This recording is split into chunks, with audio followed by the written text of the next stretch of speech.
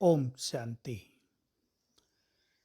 हमारा 5000 वर्ष का ये वर्ल्ड का ड्रामा, हमारी लंबी यात्रा, पुनर्जन्म लेते लेते ये यात्रा अब हमने पूर्ण की, अंतिम समय आकर पहुंचा है और सभी आत्माओं को वापिस अपने धाम जाना है जहां से हम आए थे।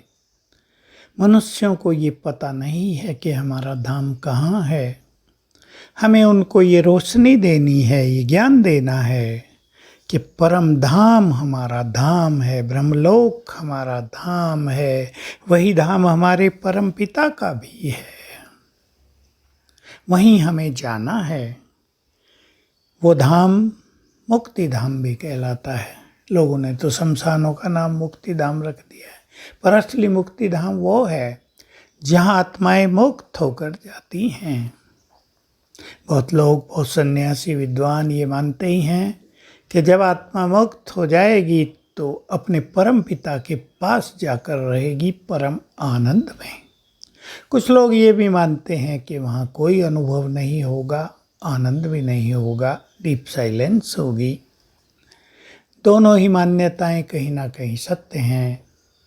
हम परम धाम में जाकर बैठेंगे अपने परम पिता के पास, उसके वाइब्रेशंस में रहेंगे तो निश्चित रूप से परम शांति भी होगी, परम आनंद भी होगा, डीप साइलेंस भी होगी।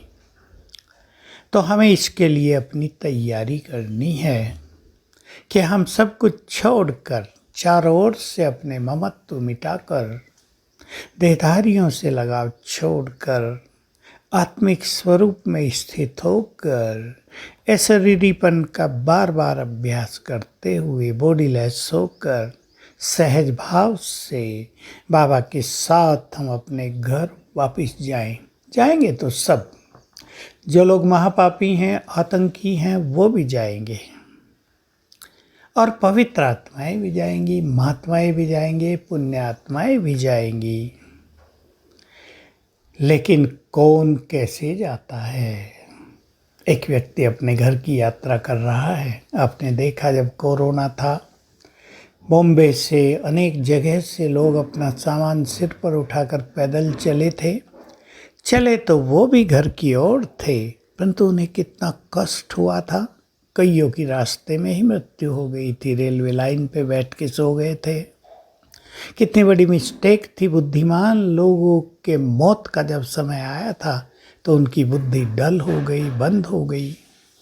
तो हम सबको भी, कोई घर जाते हैं प्लेन में बैठकर, कोई घर जाते हैं ट्रेन में बैठकर, कोई एसी में जाते हैं, कोई जनरल डब्बे में जाते हैं। किसी की यात्रा सुखदायी होती है, एंजॉय करते जाते हैं, और किसी की यात्रा कष्टों से भरी होती है। फ्लड आए हुए हैं, किसी की गाड़ी 10-10, 12-12 घंटे लेट हो जाती है, कहीं ठहर जाती है, वो भूखे रहते हैं, उन्हें कष्ट होता है, इंतज़ार होती है। घर जाने के, अपने निश्चित स्थान पे जाने के भिन्न भिन्न अनुभव लोगों को होते हैं। हमें अब घर जाना है। कैसे जाना चाहेंगे आप?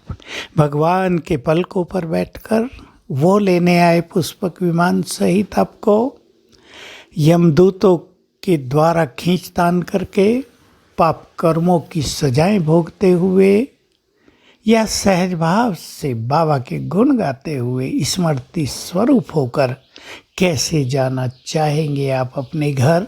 जरा चिंतन कर लें आज और अभ्यास करें कि इन आँखों से जो कुछ हमें दिखता है वो सब नहीं रहेगा, वो सब अब समाप्त होने वाला है। अच्छी तरह देख ले जो कुछ आपको आँखों से दिखता है। सामने बड़े बड़े मकान, ऊंचे ऊंचे मकान, हमारा अपना मकान, हमारे अपने लोग, मित्र, संबंधी, हमारा अपना धन माल, ज्वेलरी, खजाने, सोना चांदी, सब ये नहीं रहेगा। ये छोड़कर हमें जाना होगा। इसलिए ज्ञानी और बुद्धिमान आत्माओं का ये कर्तव्य है कि वे इनसे जीते जी अपना ममत्व निकाल दें। और ममत्व निकालने का एक ही तरीका है कि ये सब प्रभु अर्पण कर दें।